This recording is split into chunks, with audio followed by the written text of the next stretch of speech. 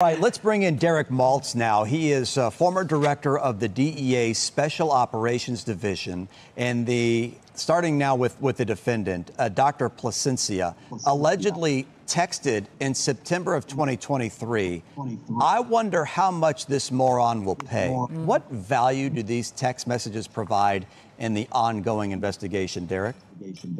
Thank you, Chris. And as Lonnie said, the DEA and the law enforcement professionals with the U.S. Attorney did a very amazing job and quickly developing the evidence necessary not only to make the arrest, but we already had 3 guilty pleas, right? So they did phenomenal work. But text messaging is really important in these investigations. But unfortunately, Chris, right now, because of encryption that's out there and all these foreign applications that are available on the smartphones, the bad guys are actually, way in front of the law enforcement agencies. So it's very, very labor intensive to get all this information and put it together. So my hat goes off to the team out in Los Angeles.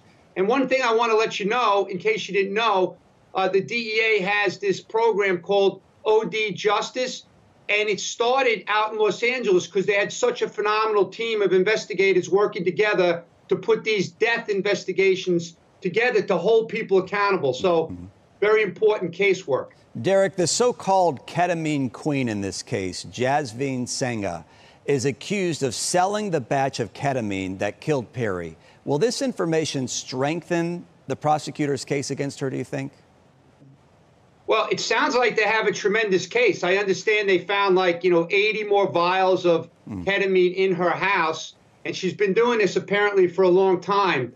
But I'm very confident that they have amazing evidence. They have cooperators, and she will be held accountable. But what I'm most interested in, actually, is that these doctors that are totally greedy, taking advantage of this guy's addiction, which is happening a lot around America. That's how the whole opioid crisis started, because Big Pharma pumped 100 billion opioid pills into America.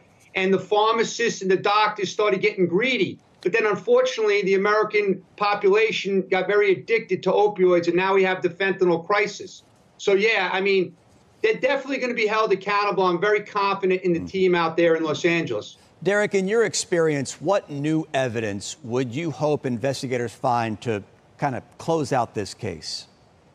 Well, what I'd like to see is on the ketamine queen, I'd like to see, where the heck she's getting all this ketamine from and start identifying all the conspirators that are providing this substance to her, because obviously there's a background. I mean, I don't know all the details, but there's some allegations that there was some other people that were involved, that in 2019, for example, there was a man who allegedly, may have died from ketamine or overdosed.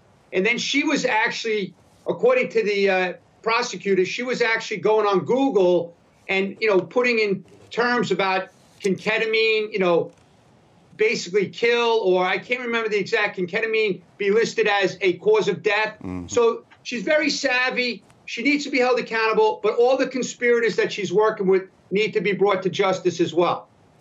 Derek, I can't help but notice that poster there behind you of all of the people who've been taken from us because of the fentanyl crisis as well. So thank you again for the work that you do on the ground every day, and thank you for your insight this morning. We do appreciate it. One last thing, Chris, one last thing. Those posters, there's so many now all over because the country is being inundated with the fentanyl. So thank you very much. Yes, you're very welcome. Good reminder.